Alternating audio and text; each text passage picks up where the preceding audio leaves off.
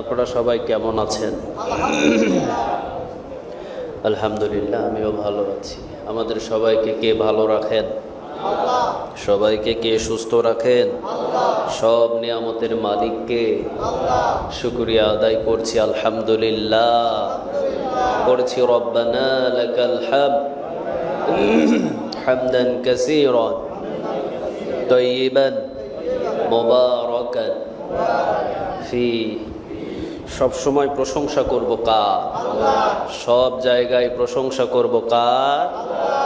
আল্লাহর প্রশংসনীয় গোলাম হিসাবে তুমি আমাদের কবুল করো, আমরা বলি আমিন। আমরা যা কিছু করি কার জন্য করি? আমরা যে ইবাদতগুলো করি ইবাদতগুলো কার জন্য বলেন? আমরা যে দানগুলো করি দানগুলো কার জন্য? ইন্না সলাতি ওয়া নুসুকি ওয়া মাহইয়ায়া ওয়া মামাতি লিল্লাহি রাব্বিল। সবগুলো কার জন্য? আমরা পৃথিবীর কোনো মানুষকে দেখানোর জন্য নয়, আমাদের যা কিছু হয় যা কিছু করি একজনাকে খুশি করার জন্য। বলেন তিনি কে? আমার সেজদাগুলো পৃথিবীর কোনো মানুষকে দেখানোর জন্য নয়, আমার তাকবীরগুলো পৃথিবীর কোনো মানুষকে দেখানোর জন্য নয়, আমার রুকুগুলো পৃথিবীর কোনো মানুষকে দেখানোর জন্য নয়, আমার সব ইবাদত একজনার জন্য। তিনি কে? আল্লাহর নাম নিতে কেমন লাগে আপনাদের? সবাই বলেন কেমন লাগে? আল্লাহ বলে ডাক দেখুন তো একবার দেখি, চিৎকার দিয়ে বলেন আল্লাহ।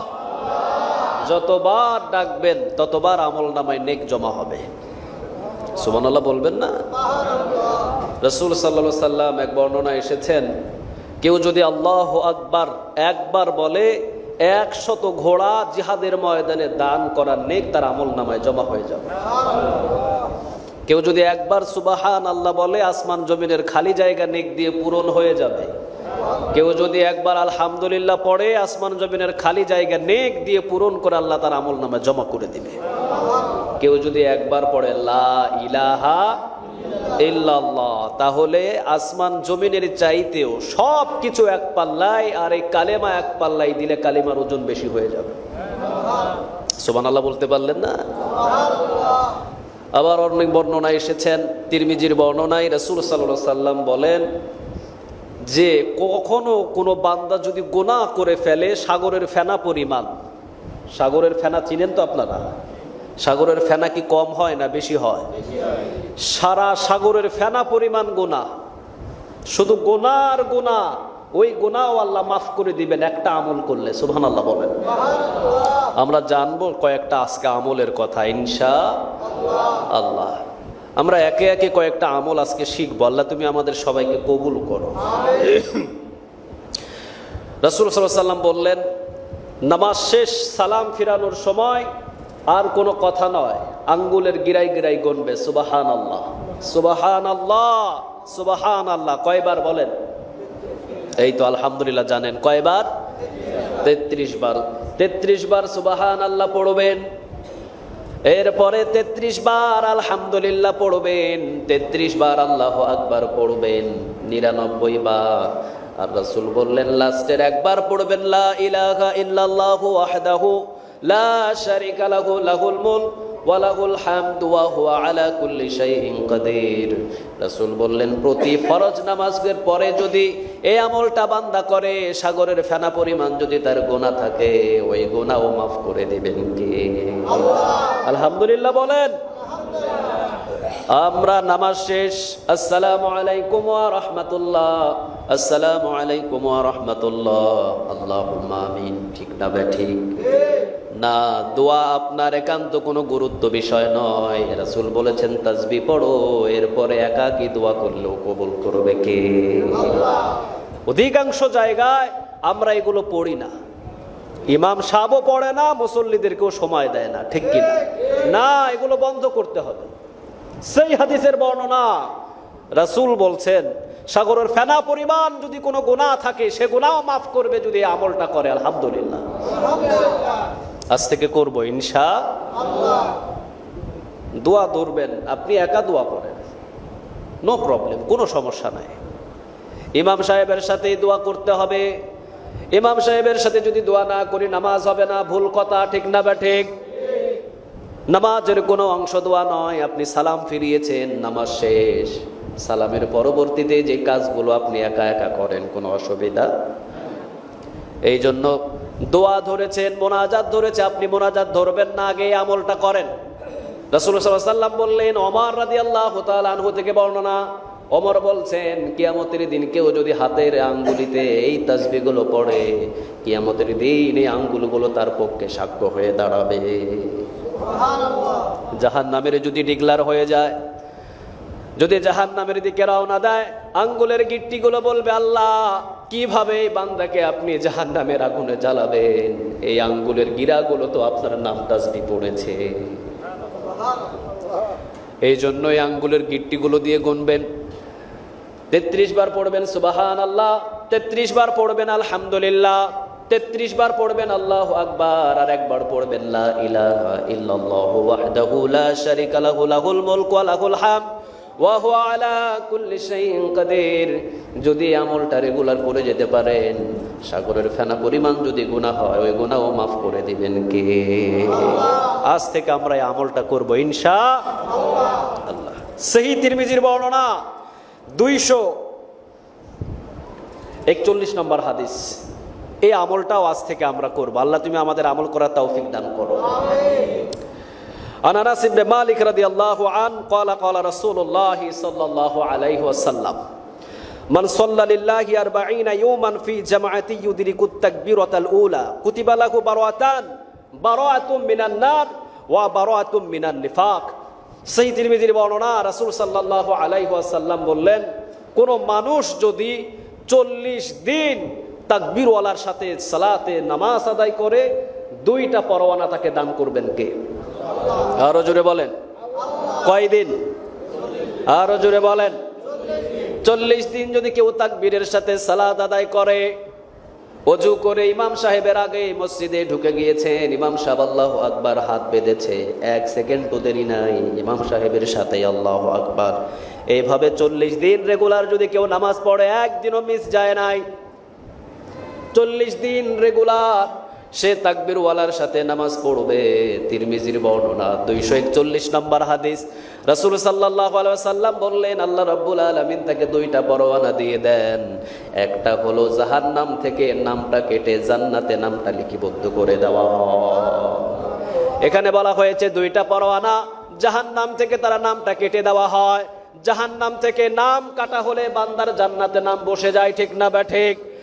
আর আরেকটা পরওয়ানা, মুনাফিকি থেকে তার নামটা কেটে দেওয়া হয়। মুনাফিকি থেকে নাম কাটা হলে মুমিনদের খাতায় নাম লিখে দেন কে?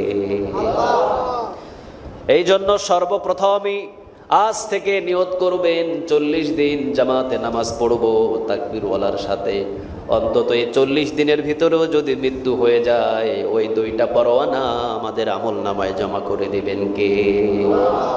তৃতীয় নম্বর, আরেকটা সহিহ বুখারীর বর্ণনা। এই আমলটাও আজকে শিখবো, আমরা আজ থেকে করব। রাসূল সাল্লাল্লাহু আলাইহি ওয়াসাল্লাম বললেন, কোন যদি রাখাল একেবারে খোলা ময়দানে চলে যায়, জোহরের নামাজের ওয়াক্ত হয়ে যায়, রাখাল যদি ওই জায়গায় একাকী আজান দিয়ে একাকী জামাত পড়ে, 10 জন একক ভাবে নামাজ পড়লে যতগুলো নেক পেত, একটা রাখাল আজান দিয়ে নামাজ পড়ার কারণে 10 জনের নেক একজনের নামাজে দান করে দিবেন কে? আজ থেকে আমল করবো ইনশাআল্লাহ। মাঠের ভিতরে কেউ নাই, আজান দিয়ে দিবেন, আল্লাহু আকবার, আল্লাহু আকবার, আল্লাহু আকবার, আল্লাহু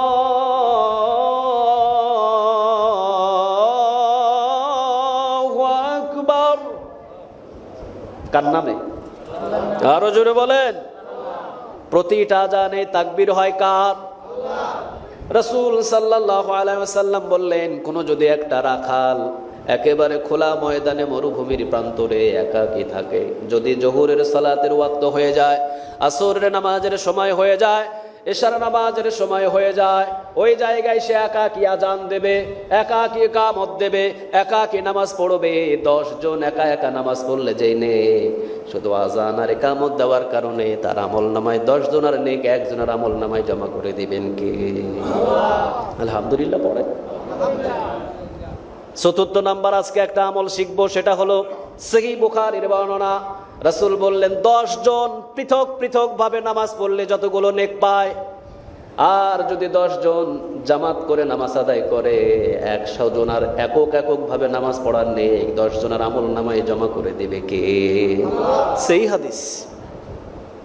জামাতের গুণ কতটা বেশি আপনি চিন্তা করেন। 10 জন মানুষ এক কাতারে আপনি নামাজ পড়ছেন, 100 জন মানুষ একা একা নামাজ পড়লে যে নেক পেত, আপনি 10 জন মানুষ জামাত করে নামাজ পড়লে সেই নেক আপনার আমল নামা জমা হয়ে যায়। আলহামদুলিল্লাহ। তাহলে আজ থেকে একা নামাজ বন্ধ, জামাতে পড়বো ইনশাআল্লাহ। আল্লাহ আমাদের সবাইকে কবুল করুক। আরো জোরে বলেন আমিন। অন্তত কয়েকটা আমলের কথা বললাম, পালন করবেন তো ইনশাআল্লাহ? জি, আল্লাহ রাব্বুল আলামিন আমাদের সবাইকে আমল করার তৌফিক দান করুক, আমরা বলি আমিন। তাহলে আমরা পৃথিবীতে যা কিছু করি পৃথিবীর কোনো মানুষকে দেখানোর জন্য নয়। আমাদের রুকু, আমাদের সেজদা, আমাদের তাসবিহ, আমাদের নামাজ, আমাদের যা কিছু নেক আমল, হজ বলেন, যাকাত বলেন, রোজা বলেন, যা নেক আমল আছে সব নেক আমলগুলো পৃথিবীর কোনো মানুষদেরকে দেখানোর জন্য নয়। আমার সমস্ত ইবাদত একজনকে খুশি করার জন্য। তিনি কে? এই যে কয়েকদিন আগে, আজকে আমরা 5টা জিনিস আসার আগেই 5টা জিনিসের গুরুত্ব দিব। তিরমিজির বর্ণনা, সেই হাদিস, ইগতানিম খামসান ক্বাবলা খামস। রাসূল সাল্লাল্লাহু আলাইহি সাল্লাম বলেছেন 5টা কাজ আসার আগেই যারা 5টা কাজকে প্রাধান্য দেয় তারা হলো পৃথিবীর সবচাইতে জ্ঞানী মানুষ। আলহামদুলিল্লাহ বলেন। এই জন্য এই 5টা কাজ আসার আগে আমরা 5টা কাজকে প্রাধান্য দেব। তিরমিজির বর্ণনা, ইগতানিম খামসান ক্বাবলা খামস। রাসূল সাল্লাল্লাহু আলাইহি সাল্লাম বললেন 5টা কাজ আসার আগে প্রতিটা মানুষ এই 5টা কাজকে প্রাধান্য দিবে। আজকের জুমার একেবারে নেক আলোচনা। আমরা এই 5টা কাজ জানবো। 5টা কাজ আসার আগে 5টা কাজ আমরা ছেড়ে দিব না। 5টা কাজ আসার আগে আমরা ওই 5টা কাজকে করে ফেলে দিব। আল্লাহ তুমি করার তৌফিক দান করো। রাসূল বললেন ইগতানিম খামসান ক্বাবলা খামস।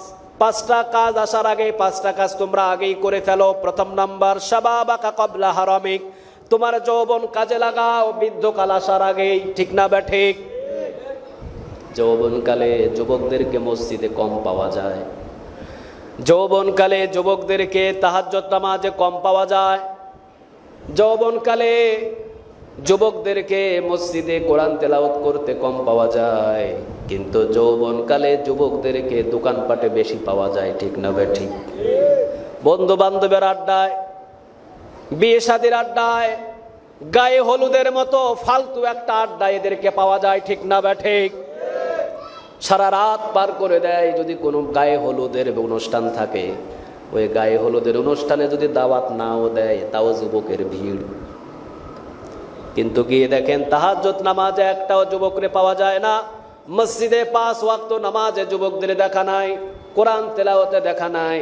রাসূল সাল্লাল্লাহু আলাইহি সাল্লাম বললেন শাবাবাকা ক্বাবলা হারামিক। তোমার যৌবন কাজে লাগাও বৃদ্ধ আসার আগে। কারণ মানুষ একের পর এক, দিনের পর দিন যৌবনকাল তার অটল হয় না। দিন যত যায় দিনের পর দিন বৃদ্ধ কানাল বানায়া দেন কে? মানুষের যত বছর যায় যৌবন আসে না বৃদ্ধ হয়? আরো জোরে বলেন, যৌবন না বৃদ্ধ? মানুষ যৌবন একবারই পায়, বারবার যৌবন কাল আসে না। ঠিক না বে ঠিক? আর যদি একবার বৃদ্ধ হয়ে যায়, বৃদ্ধ হলেই আর যৌবন কালে ফিরে আসা যাবে? অনেক দিন আগে, প্রায় ইন্টারে আমরা একটা গল্প পড়েছিলাম। আমার উস্তাদে একটা গল্প শুনিয়েছিল আমাদের। একজন বৃদ্ধ রাস্তা দিয়ে হাঁটছেন, তিনি আশেপাশের সব মানুষগুলো তাকে ধরছে। আচ্ছা, আপনি প্রতিদিন এই রাস্তা দিয়ে হাঁটেন, প্রতিদিন কি খুঁজেন? কোনোদিন লোকটা বলে না। হঠাৎ করে একদিন বলছে, আচ্ছা আজকে তোমাদেরকে আমি বলবো যে আমি এই রাস্তা দিয়ে কি খোঁজাখুঁজি করি। সবাই বলছে বলেন। তিনি বলছেন, আমি আমার 18 থেকে 20 বছরের যৌবন কালটা আমি এই রাস্তা দিয়ে হাঁটছি আর খুঁজছি। আজ থেকে 1-2 বছর খোঁজাখুঁজি করছি, কোনোদিন পায় নাই। সবাই বলছে, আরে মিয়া, 18 থেকে 20 বছরের যে যৌবন কাল তুমি হারাইছো, ওই যৌবন কাল কিয়ামত পর্যন্ত আর ফিরে পাবা না। ঠিক কিনা? আপনারা কেউ পাবেন নাকি? কথা বলেন, পাবেন? এখানে যারা মুরব্বী আছেন, আবার কি যৌবন হবেন কোনো আশা আছে আপনাদের? না, কোনো আশা নাই। এই জন্য রাসূল সাল্লাল্লাহু আলাইহি সাল্লাম বললেন, যৌবনকাল একবারই আসে, বারবার যৌবনকাল আসে না। শাবাবাকা ক্বাবলা হারামিক। রাসূল সাল্লাল্লাহু আলাইহি সাল্লাম বললেন, 5টা কাজকে আসার আগেই 5টা কাজকে প্রাধান্য দাও। বৃদ্ধ হওয়ার আগেই যৌবনকালটাকে কাজে লাগাও। প্রতিদিন কোরআন তেলাওয়াত, প্রতিদিন নামাজ, প্রতিদিন তাহাজ্জুদ, প্রতিদিন দিনের দাওয়াত, প্রতিদিন 100 বার সুবহানাল্লাহ, প্রতিদিন 100 বার আলহামদুলিল্লাহ, প্রতিদিন 100 বার লা ইলাহা ইল্লাল্লাহ, প্রতিদিন 100 বার আস্তাগফিরুল্লাহ, প্রতিদিন 100 বার সাল্লাল্লাহু আলাইহি ওয়াসাল্লাম না আমলগুলো করো। প্রতিদিন 100 না পারলেও 10 টাকা দান করব, ঠিক না ঠিক? যুবকদের নেক আমল। রাসূল বললেন, বৃদ্ধকাল আসার আগেই যৌবন কালটাকে কাজে লাগাও, কারণ যৌবন হারিয়ে গেলে আর কোনোদিন ফিরে পাওয়া যাবে না। আমরা ইচ্ছা করলে আমাদের যৌবন কাল 4 আড্ডায় কাটিয়ে দিতে পারতাম। আমি ইচ্ছা করলে আমার ব্যক্তিগত যৌবন কালটা আমি ইচ্ছা করলে টিভির সেন্টারে কাটাইতে পারতাম, ঠিক না ঠিক? ইচ্ছা করলে কোনো সিনেমা হলে কাটিয়ে দিতে পারতাম। আমি ইচ্ছা করলে তোমরা যারা যুবক আছো তোমাদের মতো ক্রিম সেভ করতে পারতাম। আমি ইচ্ছা করলে তোমাদের মতোই চলাফেরা করতে পারতাম, কিন্তু না, আমি চাই আমার যৌবন কালটা যেন একজনের ইবাদতে কেটে যায়। ইবাদতটা কার? আরো জোরে বলেন। এক ওয়াক্ত নামাজ যদি আমার ব্যক্তিগত জীবনের কথা বলছি, এক ওয়াক্ত নামাজ যদি আমার একটু দেরি হয়ে যায় আমার পেরেশান। আসরের নামাজটা যদি 5 মিনিট আধা ঘন্টা দেরি হয়ে যায় আমার ভিতরে কেমন জানি একটা উতাল পাল শুরু হয়। 50,000 টাকা আমার লস হইলেও এতটা কষ্ট লাগে না যদি আমার আসর নামাজের আধা ঘন্টা দেরি হয়, আমার ভিতরে উৎপাল শুরু হয়ে যায়। আমার ব্যক্তিগত কথা বলছি আমি। যারা রেগুলার 5 ওয়াক্ত নামাজ এখানে আছেন, এক ওয়াক্ত নামাজ যদি কোনোদিন ছুটে যায় ওই সারা দিন রাত তার আর ঘুম আসে না, ঠিক কিনা? যারা প্রকৃত নামাজি আমি তাদের কথা বলছি। আমার গাড়ি গতবারে অ্যাক্সিডেন্ট হয়েছে প্রায় 1 বার থেকে 2 বার। প্রথমবারে অ্যাক্সিডেন্ট হলো, অল্প টাকায় শেষ। পরের বার যে অ্যাক্সিডেন্ট হয়েছিল ওই অ্যাক্সিডেন্টে আমার গাড়িতে 1,80,000 টাকা গেছে। এক ওয়াক্ত নামাজ আমার মিস হয়ে গেলে আমার 1,80,000 টাকা গেছে এতটুকু চিন্তা হয় না, এক ওয়াক্ত নামাজ হলে যত আমার চিন্তা হয়। বোঝা যায় আমার 1,80,000 টাকার চাইতে আমার এক ওয়াক্ত নামাজের দাম আরো বেশি, ঠিক কিনা? আরে টাকা তো সারা জীবন আমি কামাই করতে পারবো, সারা জীবন আমি টাকা পাবো, কিন্তু এক ওয়াক্ত নামাজ যদি আমার আজকের এই জুমার দিনে যদি এক ওয়াক্ত নামাজ আমার মিস হয়ে যায়, কিয়ামত পর্যন্ত ওই নামাজ আমি আর খুঁজে পাবো? আমি আমার ব্যক্তিগত কথা বলছি। আমিও ইচ্ছা করলে যৌবনকাল তোমাদের মতো কাটাতে পারতাম। আমিও ইচ্ছা করলে R15 নিয়ে তোমাদের মতো ঘুরতে পারতাম মেয়েদের পিছনে পিছনে, কিন্তু না, আমি চাই আমার যৌবন কাল যেন আল্লাহর সেজদায় লুটিত হয়ে সারা জীবন যেন কেটে যায়। এই জন্য রাসূল বললেন, শাবাবাকা ক্বাবলা হারামিক, যৌবন কাজে লাগাও বৃদ্ধ আসার আগে। আমি যখন বৃদ্ধ হয়ে যাব আপনারাও বলবেন, হুজুর আর আসার দরকার নাই, ঠিক না ঠিক?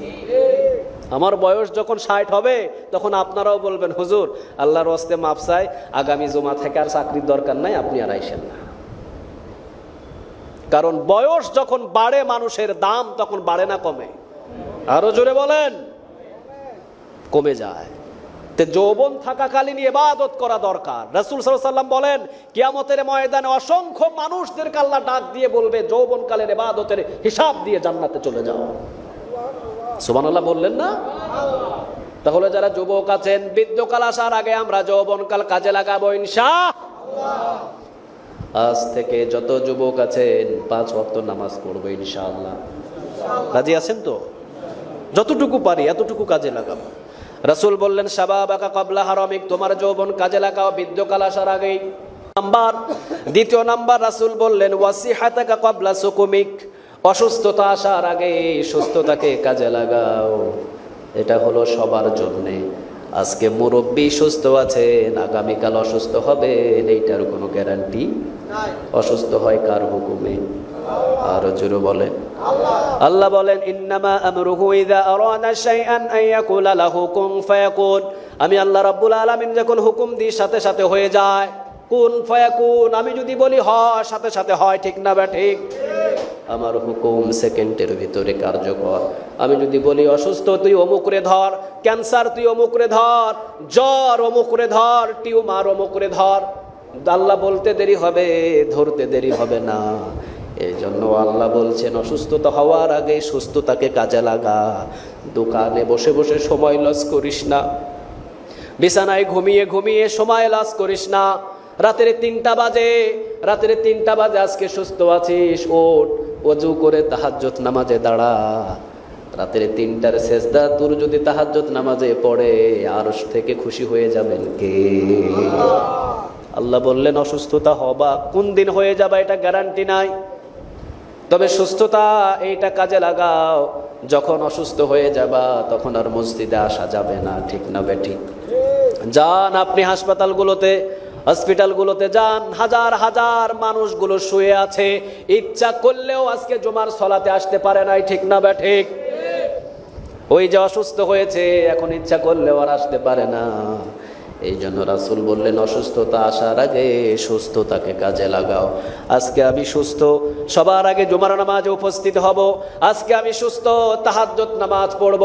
আজকে আমি সুস্থ, অমুক জায়গায় মাহফিল উপস্থিত হব। আজকে আমি সুস্থ, সবার আগে এসে মসজিদে আজান দিয়ে দিব। আজকে আমি সুস্থ, 5 ওয়াক্ত নামাজ, নফল নামাজও বেশি বেশি পড়ব ইনশাআল্লাহ। অসুস্থ হইলে আর হয়তো পড়তেও পারবো না, ঠিক না ঠিক? এখানে অসংখ্য মানুষ আছে জুমার সালাত আদায় করে মারে দৌড়, নাই? কথা কন না কেন? জুমার নামাজ শেষ, বাস বাকিরে মারে দৌড়, আসতে সবার পরে, যাই সবার পরে না আগে, সবার আগে। হায় হায়, আজ যে তুমি সুস্থতা, কত নিয়ামত করে আল্লাহ তোমাকে তোমার আল্লাহর ঘরের ভিতরে নিয়ে এসেছেন। 2 রাকাত পড়ে তুমি মারবা দৌড় কেন? 2 রাকাত, 4 রাকাত, 10 রাকাত, 15 রাকাত, 20 রাকাত পড়ো, নিষেধ নাই, পড়তেই থাকো। রাসূল বললেন যত বেশি নফল নামাজ পড়বে তত বেশি আল্লাহর প্রিয় বান্দা হয়ে যাবে। এই জন্য অসুস্থতা হলে আর নামাজ পড়া যাবে না, অসুস্থতা হলে আর হয়তো আমি কোনো ময়দানে হাজির হতে পারবো না। আজকে আমি সুস্থ আছি, সুস্থ থাকাকালীনই আমরা বেশি বেশি নামাজ পড়বো ইনশাআল্লাহ। আজকে আমার 2টা চোখ সুস্থ আছে, কোরআন তেলাওয়াত ছাড়বো না। আজকে আমার শরীরে শক্তি আছে, প্রতিটা ওয়াক্ত নামাজে 2 রাকাত 4 রাকাত নফল নামাজ পড়বো তো ইনশাআল্লাহ। আসরের সুন্নত নামাজগুলো পড়বো 4 রাকাত, মাগরিবের 2 রাকাত নফল পড়বো, এশার সাথেও 4 রাকাত সুন্নত লাগাবো, 2 রাকাত নফল লাগাবো। আবার তাহাজ্জুদ নামাজও পড়ার চেষ্টা করব, আবার তাসবিহগুলো পড়ার চেষ্টা করব। আর যারা কোরআন তেলাওয়াত পারেন, সুস্থ থাকাকালীনই কোরআন তেলাওয়াত করব। আল্লাহ এই আমলটা করার তৌফিক দান করো। 3 নম্বরে বললেন ওয়া গিনাকা ক্বাবলা ফাকরিক, ওয়া গিনাকা ক্বাবলা ফাকরিক। রাসূল বললেন 3 নম্বরে সচ্ছলতাকে কাজে লাগাও। অভাব অনটন আসার আগে জানো না তুমি কোন দিন আজকে ধনী, কালকে গরিব হয়ে যেতে পারো। আজকে তোমার টাকা আছে, আগামীকাল টাকা নাও থাকতে পারে।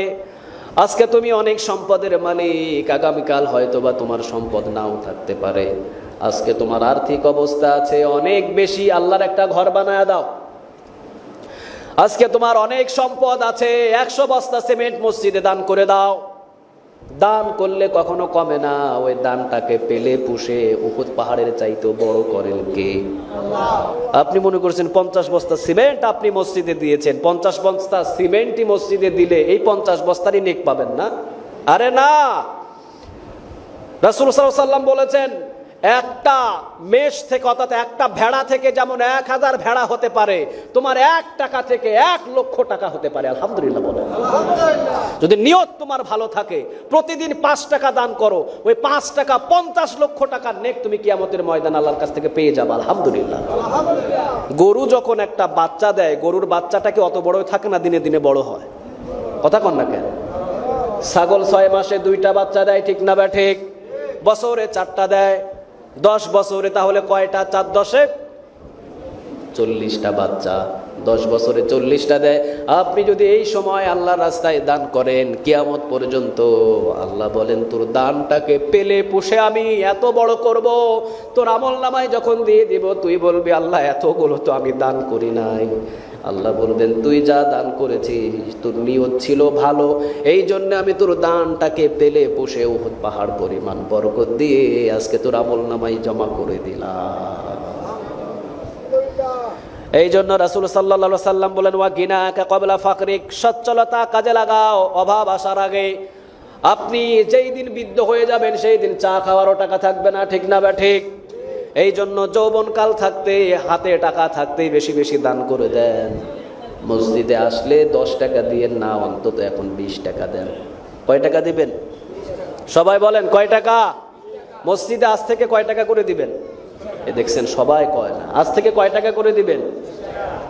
একটা বন্ধু নিয়ে একটা চার দোকানে বসলে তো 100-200 টাকা খরচ হয়ে যায়। তা আপনি নিয়ত করে ফেলেন, হুজুর যখন বয়ান করছে সচ্ছলতা কাজে লাগা, অভাব আসার আগে আজ থেকে নিয়ত করলাম প্রতি জুমায় যা হয় হোক 20 টাকা করে দিব ইনশাআল্লাহ। আজ থেকে কয় টাকা করে দিবেন? ইনশাআল্লাহ। এই জন্য রাসূলুল্লাহ সাল্লাল্লাহু আলাইহি ওয়াসাল্লাম বললেন সচ্ছলতাকে কাজে লাগাও অভাব আসার আগে। চতুর্থ নাম্বার বললেন ওয়া ফারাগাকা ক্বাবলা শুগুলিক, অবসরকে কাজে লাগাও ব্যস্ততা আসার আগে। আজকে তুমি অবসর, আজকে তুমি ব্যস্ত নও, আগামীকাল ব্যস্ত হয়ে যেতে পারো, ঠিক না বে ঠিক? আজকে আপনি ফ্রি আছেন, আজকে আপনার কোনো কাজ নাই, বেশি নামাজ পড়েন। আজকে আপনার কোনো কাজ নাই, বেশি কোরআন তেলাওয়াত করেন। আজকে আপনার কোনো কাজ নাই, এলাকার ভিতরে দিনই কিছু কাজ করেন। আজকে আপনার কোনো কাজ নাই, রাস্তায় কোনো ধরনের কাঁটা আছে, কাঁটাগুলো পরিষ্কার করে দেন। আপনার আজকে কোনো কাজ নাই, রাসূল সাল্লাল্লাহু আলাইহি ওয়াসাল্লাম বলেছেন যেই দিন অবসর সেই দিন নিজের কাজ করো। নিজের কাজ না থাকলে এলাকার কাজ করো। এলাকার যদি কাজ না করে বসে বসে জিকির করো লা ইলাহা লা ইলাহা ইল্লাল্লাহ মুহাম্মাদুর রাসূলুল্লাহ সাল্লাল্লাহু। কারণ আজকে তোমাকে আল্লাহ অবসর দিয়েছে, আগামীকাল এমন ব্যস্ত করবে নামাজ পড়ারও সময় পাবা না, ঠিক না বে ঠিক? এই জন্য যারা অবসর আছেন অবশ্যই অবসরটাকে কাজে লাগাবেন।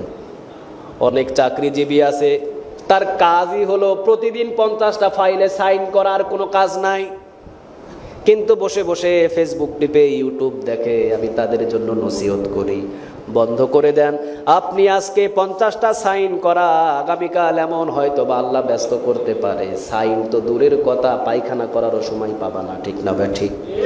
এত ব্যস্ত আল্লাহ বানাবে। অতএব তুমি অবসর 50টা সাইনের ফাঁকে ফাঁকে তুমি কোরআন তেলাওয়াত করো, তাসবিহ পড়ো, অবসর সময়টা আল্লাহর কাজে লাগাও।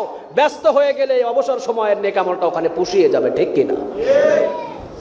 5 নম্বরে বললেন ওয়া হায়াতাকা ক্বাবলা মাউতিক, জীবনকে কাজে লাগাও মৃত্যু আসার আগে।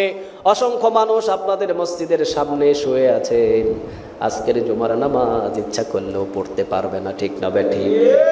আজকে ইচ্ছা করলেও একবার আল্লাহু আকবার এখানে এসে বলতে পারবে না। আজকে ইচ্ছা করলেও 100 বার এই জায়গায় এসে সুবহানাল্লাহ পড়তে পারবে না, কারণ মৃত্যু হয়ে গেছে, আর আসার কোনো সুযোগ নাই। আমাদের মৃত্যু হলেও আমরা আর কোনো দিন এসে আল্লাহর পথে সেজদা দিতে পারবো? এই জন্য আমাদের এখন এই সময় আছে, জীবনটা আমরা কাজে লাগাবো মৃত্যু আসার আগে। কোন কোন কাজে লাগাবো? দান করব, সাদাকা করব, ইবাদত করব, বন্দেগী করব, আর বেশি বেশি পড়ব আস্তাগফিরুল্লাহ। রাজি আছেন তো? রাসূল বলেছেন মৃত্যুর আগে সবচাইতে বুদ্ধিমান ওই ব্যক্তি, মৃত্যুর আগে যার গুনাহগুলোকে তাওবা করে মাফ করে নিল, তার চাইতে বেশি বুদ্ধিমান আর কেউ হতে পারে না। এই জন্য আজ থেকে আরেকটা জিনিস আমরা পড়বো আস্তাগফিরুল্লাহ। রাসূল বললেন যে যত বেশি তাওবা করে আল্লাহর নৈকট্য লাভ করে, তার গুনাহ মাফ হয়ে যায়, আর দুনিয়ার ভিতরে সম্মান দান করেন কে? আমরা আজ থেকে আমাদের জীবনটা কাজে লাগাবো ইনশাআল্লাহ। মৃত্যু হয়ে গেলে আর তো সুযোগ পাওয়া যাবে? পাবেন নাকি কেউ? আসতে পারবেন? আল্লাহ রাব্বুল আলামিন এই 5টা কাজ করার তৌফিক দান করুন। আমিন। একটা প্রশ্ন আছে, প্রশ্ন করেছেন, প্রশ্নটার উত্তর দিয়ে আমরা ইনশাআল্লাহ